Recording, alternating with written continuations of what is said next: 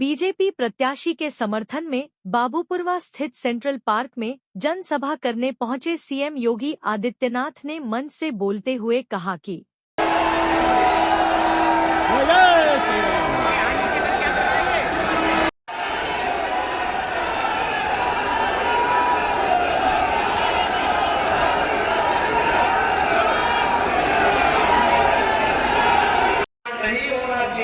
कांग्रेस और समाजवादी पार्टी के लोग चाहते थे। बहनों और भाइयों, आज आप देख रहे होंगे किस प्रकार का माहौल पूरे देश के अंदर है। 2014 के पहले देश के अंदर विस्फोट होते थे, आतंकी विस्फोट होते थे, निर्दोष लोग और जवान हमारे शहीद होते थे। 2014 के बाद कई आतंकी विस्फोट सुना हमने, हो भी नहीं सकता, क्योंकि आतंकवाद की नाभि पर प्रहार मोदी जी के नेतृत्व में भारतीय जनता पार्टी की सरकार ने किया है। आज आतंकवाद में, नक्सलवाद में, बल्कि अगर कहीं जोर से पटाखा भी फट जाए ना तो पाकिस्तान सबसे पहले सफाई देता है कि नहीं मेरा हाथ नहीं है, क्योंकि पाकिस्तान को मालूम है कि देर कर दी तो कहीं लेने के देने न पड़ जाए। ये नया भारत है, छेड़ता नहीं है, लेकिन कोई छेड़ता है तो इस नए भारत की ताकत का एहसास आज दुनिया कर रही है। और इसलिए बहनों भाइयों, आज जब दुनिया के अंदर हमारा सम्मान बढ़ा है, सीमाएं सुरक्षित नहीं है, विकास के नए नए कार्य हो रहे हैं, और कानपुर को तो क्या कहना, हाईवे भी, एक्सप्रेसवे से भी, और मेट्रो की सुविधा के साथ साथ डिफेंस कॉरिडोर की सुविधा भी आपको यहां प्राप्त हुई है। निर्माण हुआ है, स्वस्थ ईंधन के रूप में एलपीजी के सिलेंडर 10 करोड़ परिवारों को मिले हैं, तो 4 करोड़ लोगों को घर भी मिले हैं। बहना भाइयों, विकास और गरीब कल्याण के साथ साथ स्वतंत्र भारत की पहली सरकार है जिसने बिना रुके, बिना टिके, बिना थके हर बात कार्य करते हुए आपकी आस्था को सम्मान दिया है। अयोध्या में राम मंदिर का निर्माण हो गया ना, कानपुर के कितने लोग गए वहां, अयोध्या में कितने लोग दर्शन करने के लिए गए। आपको नहीं अयोध्या के, आपको घरों की अनुमति होती है कि नहीं होती है? अयोध्या कैसे लगती है? अच्छी लगती है ना? तो बहनों भाइयों, इसी अयोध्या के बारे में कांग्रेस के एक बुद्धिदाता हैं, वे कहते हैं, कांग्रेस के एक बुद्धिदाता हैं, वे कहते हैं कि भारत में राम मंदिर का निर्माण नहीं होना चाहिए था। आपने सुना ना? और समाजवादी पार्टी के महासचिव ने क्या कहा? राम मंदिर का निर्माण बेकार हुआ है। कांग्रेस ने इससे पहले क्या कहा था? कांग्रेस ने इससे पहले कहा था, क्या कहा था? कहा था राम तो हुए ही नहीं, कृष्ण हुए ही नहीं, ये कांग्रेस कहती है। और बहनों भाइयों, समाजवादी पार्टी के लोग क्या कहते थे? अयोध्या में परिंदा भी पर नहीं मार सकता, ये इनके वक्तव्य थे ना। और जब समाजवादी पार्टी की सरकार थी तो राम भक्तों पर गोली चलाई गई थी, और अयोध्या में राम जन्मभूमि पर आतंकी हमला करने वाले आतंकवादियों के मुकदमों को समाजवादी पार्टी ने वापस लेने का कुत्सित प्रयास किया था। आप मुझे बताइए, जो लोग राम मंदिर का विरोध कर रहे हैं, आतंकवादियों का समर्थन कर रहे हैं, भारत की सुरक्षा में सेंध लगाने वालों का समर्थन कर रहे हैं, क्या इनको सत्ता में आने का अधिकार होना चाहिए? क्या ये लोग सत्ता में आएंगे? और सत्ता में आएंगे तो फिर क्या करेंगे? आतंकवाद का पुराना दौर फिर वापस आएगा। आज ये परिवर्तन आपको दिखाई देता है देश के अंदर। बहनों और भाइयों, ये सच है कि मोदी जी के नेतृत्व में परिवर्तन हुआ, लेकिन इसका श्रेय आपको जाता है, क्योंकि आपने या मतदाताओं ने एक एक वोट की कीमत को समझा है और मोदी जी को बार बार चुन करके भेजा है। जब बार बार चुन करके भेजेंगे तो मोदी जी के नेतृत्व में चमत्कारिक परिणाम भारत के अंदर देखने को मिल रहा है। चुनाव स्पष्ट रूप से दिखाई दे रहा है। एक तरफ राम भक्त है, एक तरफ रामद्रोही है।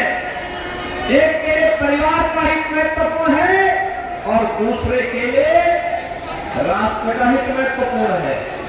जो राम भक्त हैं उनके लिए राष्ट्र सर्वोपरि है, जो परिवार के भक्त हैं उनके लिए रामद्रोही परिवार के हित के लिए कार्य करना चाहते हैं। हम देश की सत्ता मोदी जी को इसलिए सौंपना चाहते हैं कि मोदी जी के नेतृत्व में हमारा भारत आत्मनिर्भर और विकसित भारत बनेगा। कांग्रेस और इंडी गठबंधन इसलिए सत्ता छीनना चाहती है जिससे वे अपने परिवार का हित कर सके।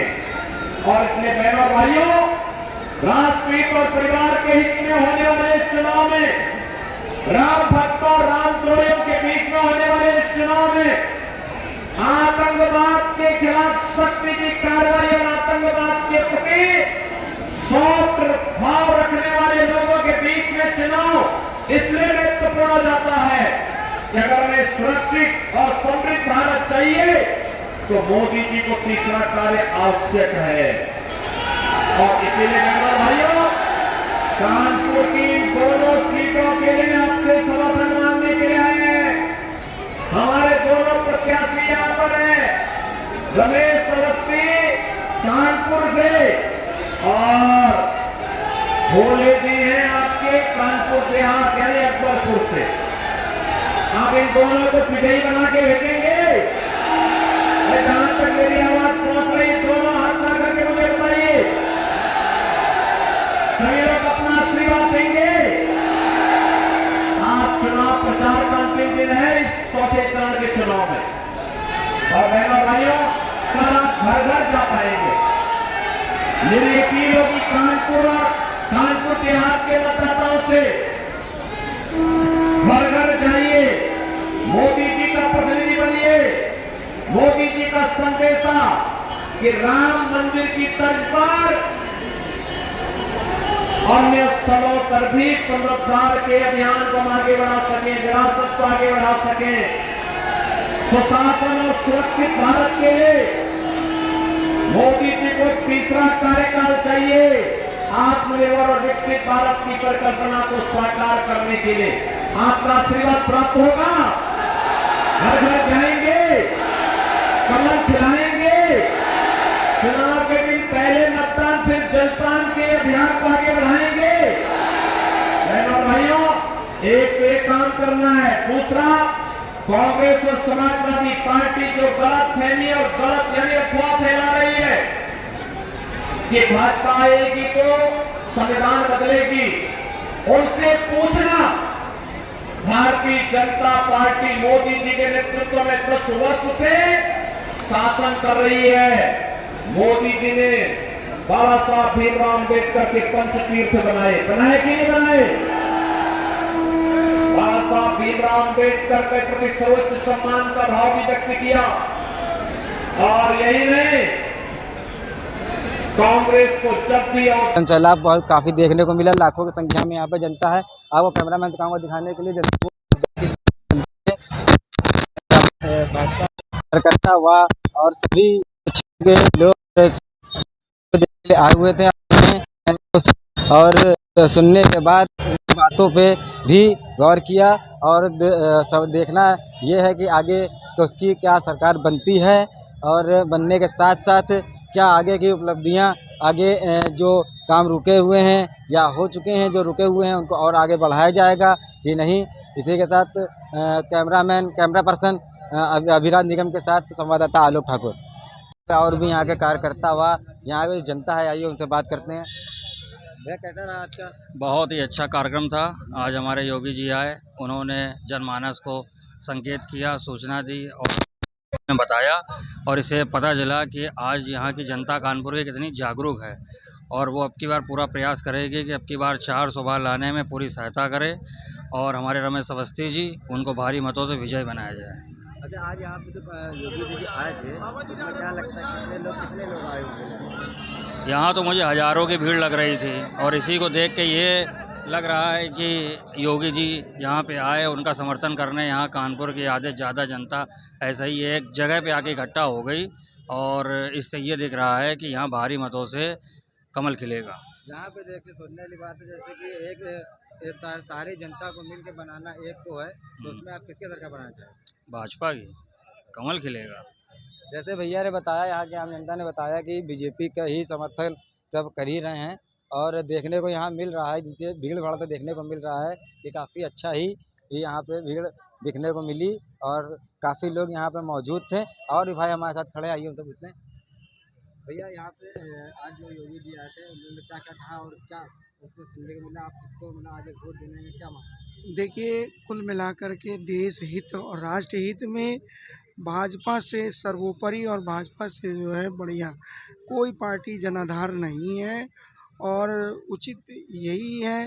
जो कुछ भी बोल गए हैं वो कानपुर की और कानपुर की पब्लिक के लिए बिल्कुल सत्य बोल के गए हैं और समर्थन दे के गए हैं। पूर्ण निश्चित रूप से 101% भाजपा का ही विजय पताका फैलेगा।